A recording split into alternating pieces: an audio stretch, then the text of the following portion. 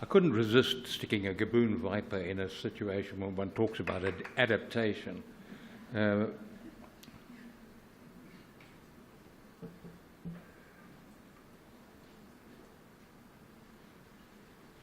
Now, most people, certainly in this room, have heard of adaptive management and have a pretty fair idea that they know how it works. And one of the things in this presentation is to challenge your ideas of how you think adaptive management works. Adaptive management, in relation to an ecosystem, first of all, you need an objective. Secondly, you need a hypothesis. And the hypothesis is no more than you're guessing at what the expected response of the system will be. Then you apply your management activities, and then you start your monitoring. And something happening? No. If your management activities are wrong, fix them. If your hypothesis is wrong, be ready to change it. Finally, if you've started off with the wrong objective, be ready to change that as well. Now, a contrast for that is the way international bodies dish out development aid, and people like much more certainty than this type of approach.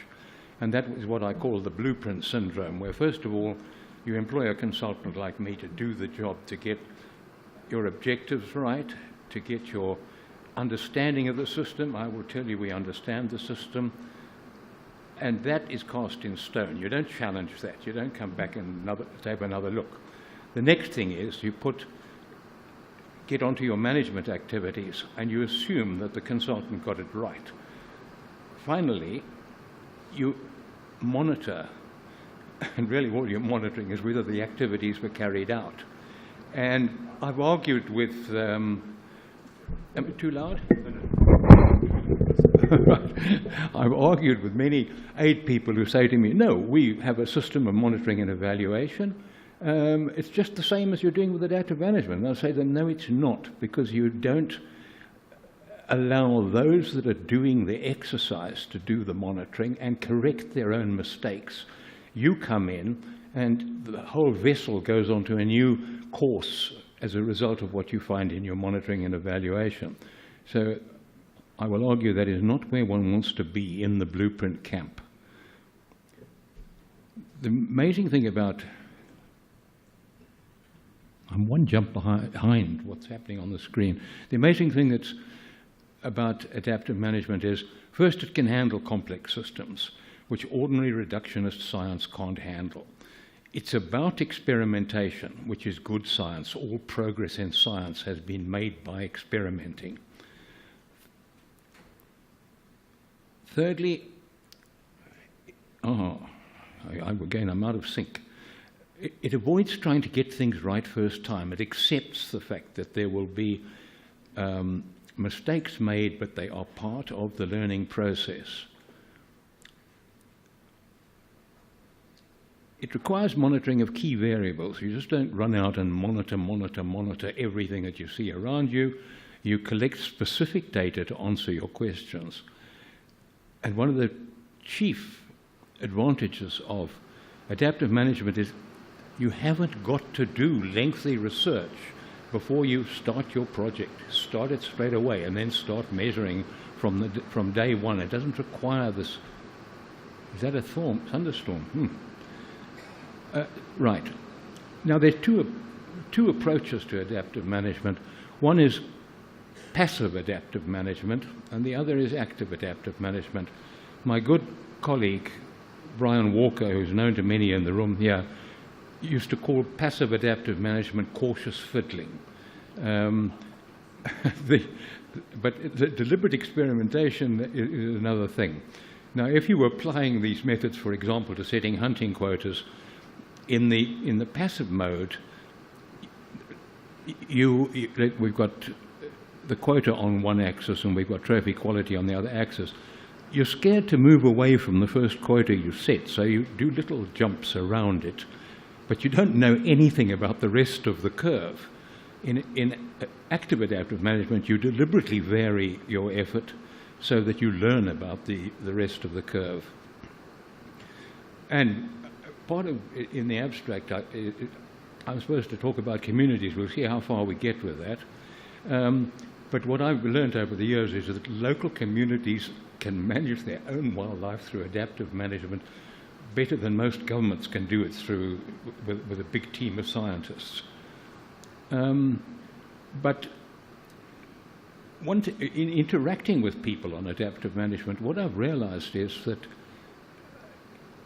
most people only have a partial grasp of what goes into a control system. And so I want to just bring out some of the aspects of what you really need if you're trying to do control work. The first is you've got a system to be controlled. You're going to apply some input to it, and that will be the actual input. And following that, you'll get an output, and it won't necessarily be your desired output, but you measure the difference between the actual output and the desired output. And you feed that back through a feedback loop, and you may have to transform it inside there so that you've got the same units as when you get back to the beginning. And finally,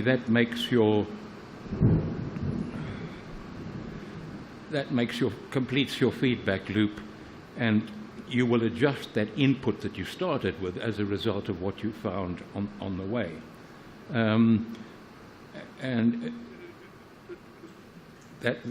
I'll go on to talk about when you're controlled by the error, that is the difference between what you want and what you've got. Certain things happen, and that is if you say you've got a desired output that you require, the difference between the desired output and the actual output is the error. And if you're controlled by the error, the first thing that happens is that you get a dead zone either side of the one that you want. And only when the management output strays far enough away will you get some more positive feedback or some more negative feedback to take it in the other direction. And if you don't take into account certain things about the ecosystem or the species population, that can turn into a set of horrible, not just a square wave, but a set of great big oscillations, like you overhunt in one year and you underhunt in the next year because you don't know enough about how the system works. So controlling by the error makes no allowance for any time lags in the system, and with some species like elephants, these time lags are critical. And the other is that once you get to the desired level and that you haven't got an error anymore, you've also got no more feedback. You have to wait till it strays away from where it is. Now, engineers like me, and I'm conscious of time, but I have to tell a little anecdote. One of the first jobs I got as an engineer at Anglo American was to control the temperature kiln at Highveld Steel in Vanadium, and it's one of the biggest kilns in the world. And if you made a mistake in controlling that, you could take out half of Pretoria. It is, and I went to sleep at night in fear of doing that. And it was a case of applying the exact same formulas that I'm going to be showing you now and getting it right. The first thing you need to know something about your system. How fast can it change in response to a thing? A step function just simply means putting a fixed input in and seeing what happens. And if it was a kiln at Highveld Steel and Vanadium, how long does it take to get up to the temperature you want? And that's called the time constant of the system. And that is when you are 63% up from the bottom, that's the measurement of the time constant. It's related to the magic number E.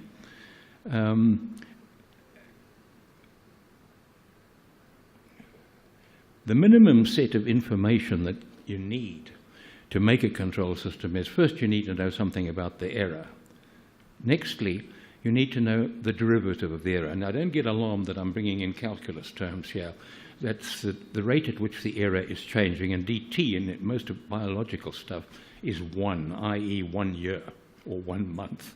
So it's how much the error changed in a time period of 1. The integral of the error is the past record of changes, what's been added to and what's been taken away in your adaptive management. Mathematically, this is that transfer function that I talked about earlier. You're not going to give equal weight to the error, to the derivative, to the integral. You're going to combine them in the right proportion. So you need some constants to put in front of those. Then you add them together. Then you put a gain into the system. How sensitive are you going to make the system? And then you've got a control system. And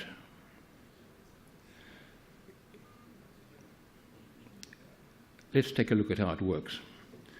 When you start off with, say you're trying to get up to that desired level up at the top there, you're a long way away from it.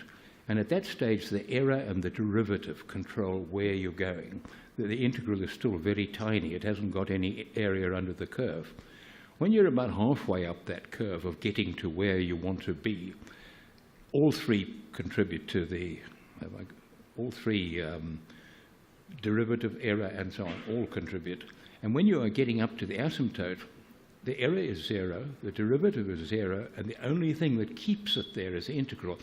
In the way George gave a speech, it's got an institutional memory that it can remember what went on, and everybody else has lost the rest of the plot.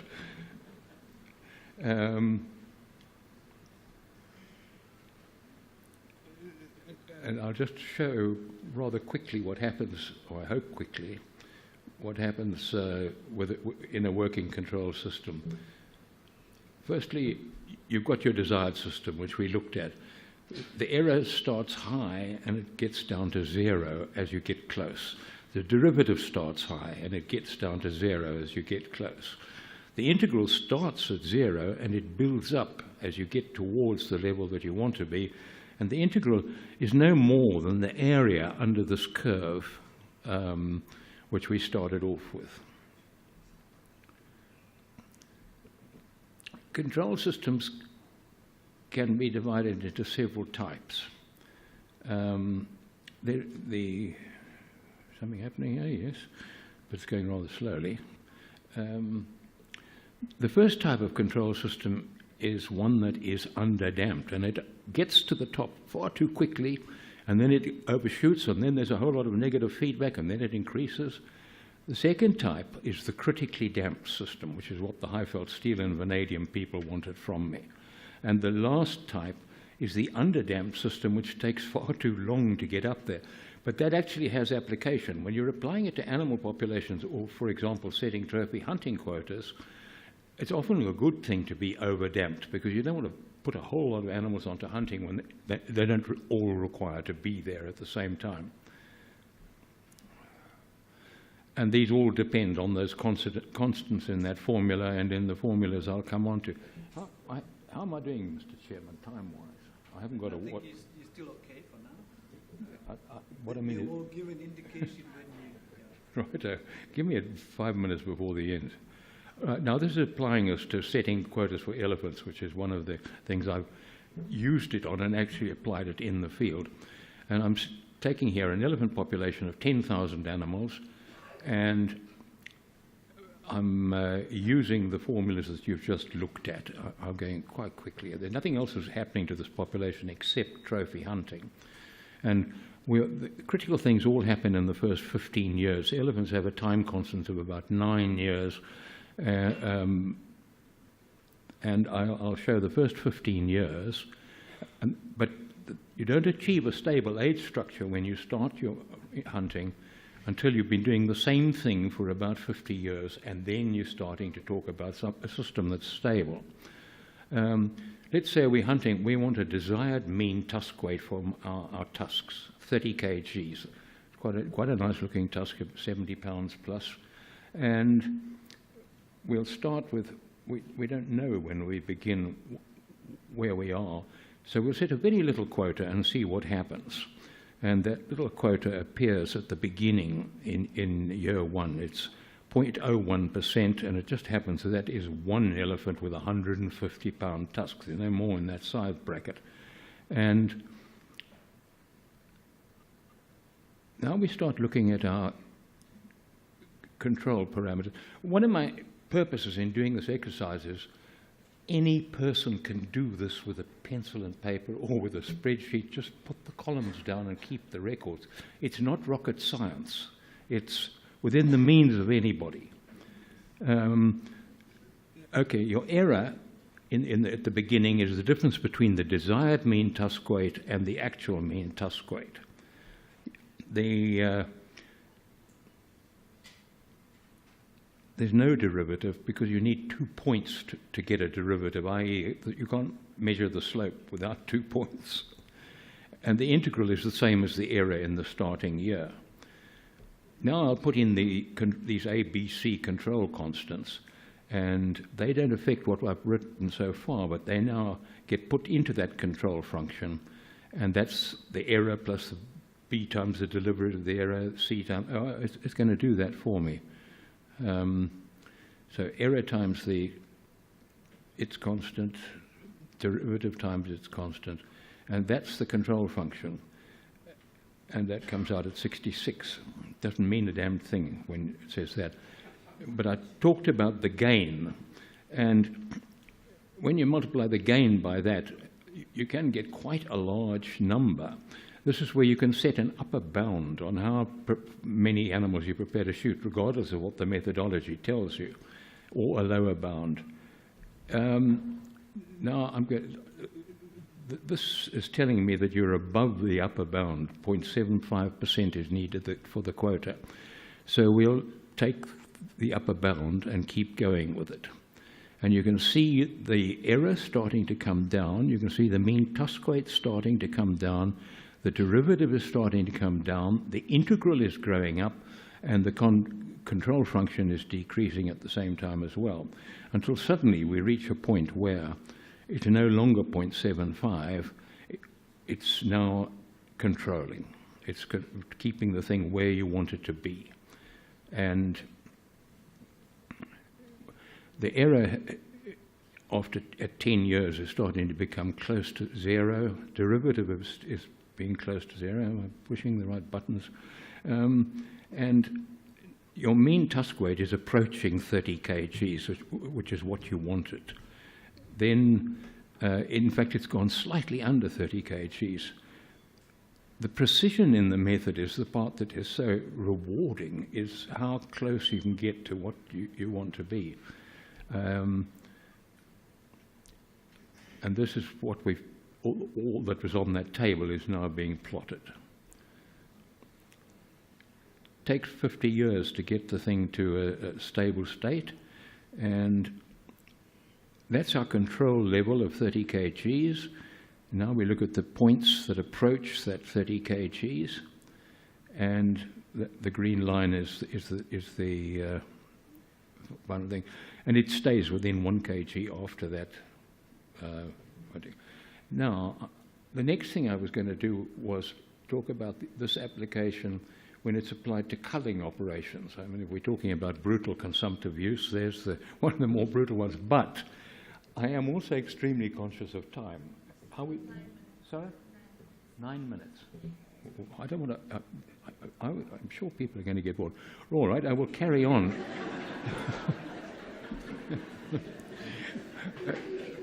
I come from a country where we are just being swamped by elephants. We have more than we can carry. The irony is we've got several elephant populations in the country that are going extinct. The poachers are getting them. And we've got other populations in the country that are just more than we can handle. And in culling, the way we've always culled is just to remove breeding herds. We don't apply the culling right across the population. We just take out a few cow herds. And it does, that way, it's the smallest amount to be taken off to achieve your objective of stabilization. But it does change the structure of the population, and one needs to be aware about that. This is what an ordinary elephant population's age structure looks like. This is when it's not being hammered by poachers or by hunters. Hunters don't make any difference to the age structure at all, or hardly any. But once you start culling and taking off breeding herds, a different story happens. You build up that big blue surplus of males, and the females start to come in on the side. Now I'll take you to the situation we've got right now in Matabeleland North in Zimbabwe. I'll rush this part. We are trying to get from a population of 40,000 elephants down to 10,000. That is how much we're overpopulated. So our starting population is 40,000 elephants.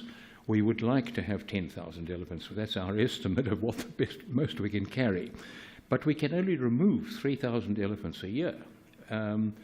With a full team working right throughout the year, butchering all the carcasses, recovering all the products and so on, 3,000 elephants is about your lot in 1 year. And here we use the same formula, which I entertained you with a little earlier on, the control function formula, but now we're going to use it to control the number of animals that we kill by culling. And this slide took me an incredible time to prepare, and I'll go through it as well. You watch some of the things that are happening on the screen. It's keeps record of your population on the right-hand side there. We start with 40,000 elephants. It's at year 0, stable age structure. Now we go to year 1 and we begin our culling. And we're going to take off 3,000 elephants.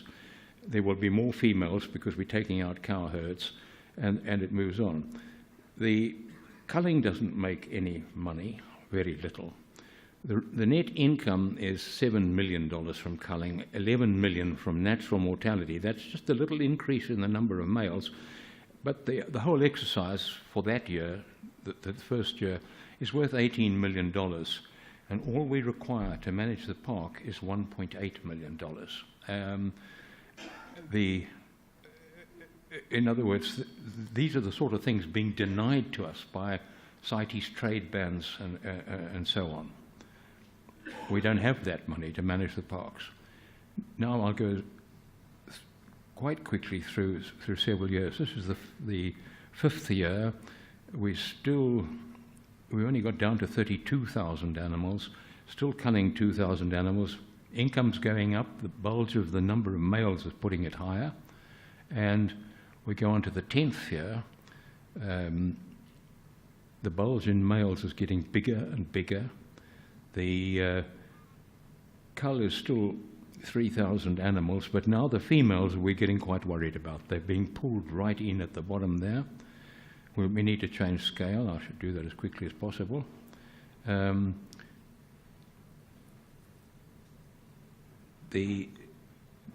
developing this huge bulge of excess males as a result of our management. And now our females are starting to look very threatened by our culling operations. So we have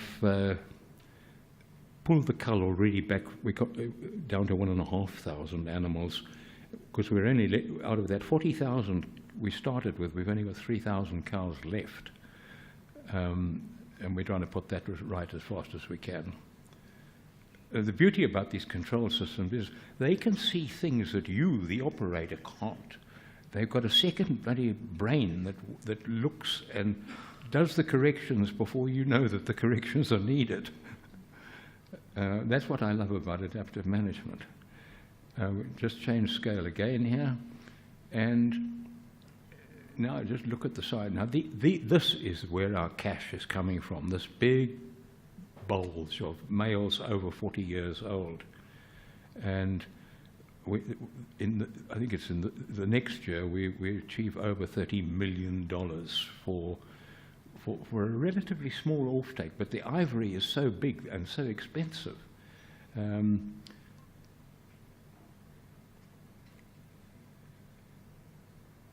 Right, we're down to our 10,000 animals now. We've stopped culling completely for that year, and now we'll just be onto a small cull to maintain the status quo. And we're starting to develop a new age structure where that yellow arrow is, which is going to be the same age structure I showed at the start for a normal population that's subject to culling.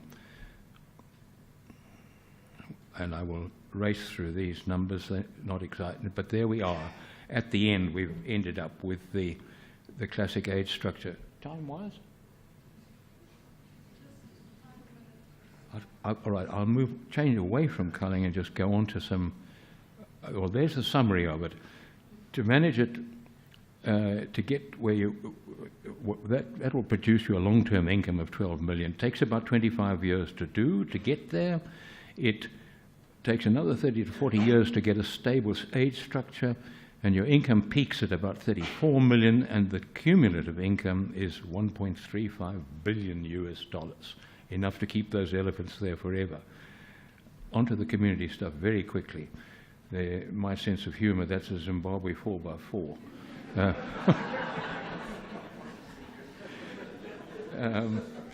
Now,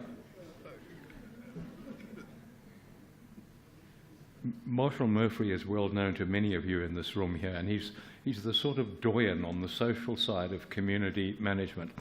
And relevant to adaptive management, between Marshall and myself, that's a banned word, best practice. There is no best practice. Unless life has suddenly stopped dead, there will always be changes in things, and so best practice is just a point along a curve. And it's not a case of transferring this from that project to that. It's about strengthening people's capacities and resilience through a process of adaptive management where they do it themselves and learn themselves from doing it. And interesting thing about in Zimbabwe and many other places is dealing with uncertainty is a continuing factor in the lives of communal land people. And it's a pervasive part of their farming strategies. And their methodology is adaptive management, without any scientists defining it for them. And adaptive management is actually one of the best forms of life. But devolution to local communities is a cardinal input. You don't plan projects and drop them on people's heads. You involve them right from the start. And once you're involving them, they take over and they own the project.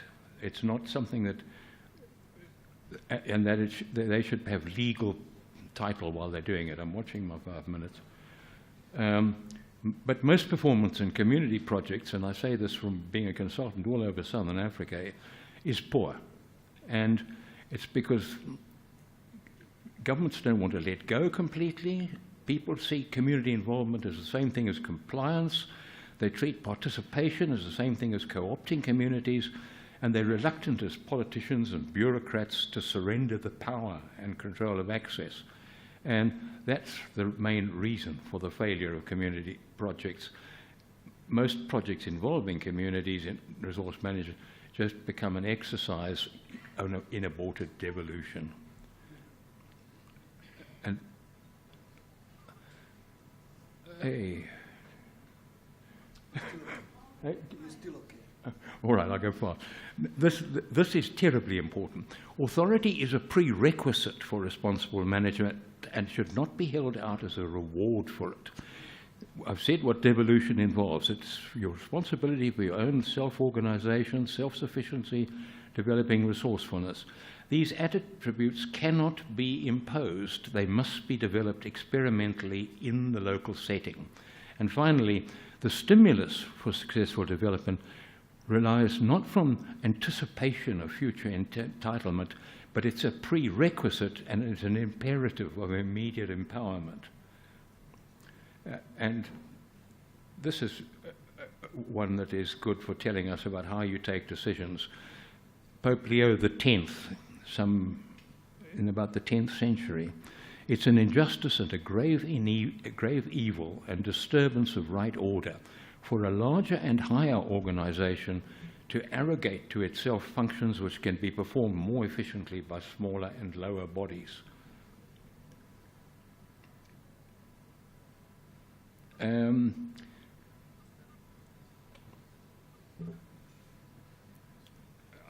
talk about how many people are reluctant to do devolution, but I'm not going to talk to it. I'll just go quickly through it.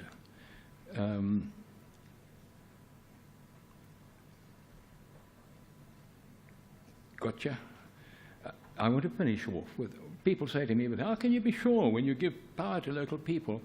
And I quote to them the philosophy of cast your bread upon the waters. Now, if you're familiar with that, it's from Solomon, the great biblical character Solomon, who said that in Ecclesiastes, said that if you've got something really valuable, give it away, as if you're putting bread upon the waters. And he adds, after you do this, watch for the blessings. But in today's world, it looks a bit like this. Perhaps we are generous enough to give, but we still want to make sure we know about where our power is going. Do the recipients deserve the gift? Are they doing their part? Are they a legitimate cause? Are they expressing enough thanks? And do they know that we're the ones that gave them the gift? And as the preacher who gave the sermon said, our giving has so much strings attached that it isn't really giving anymore. Thank you very much and for allowing me to go right to the limit.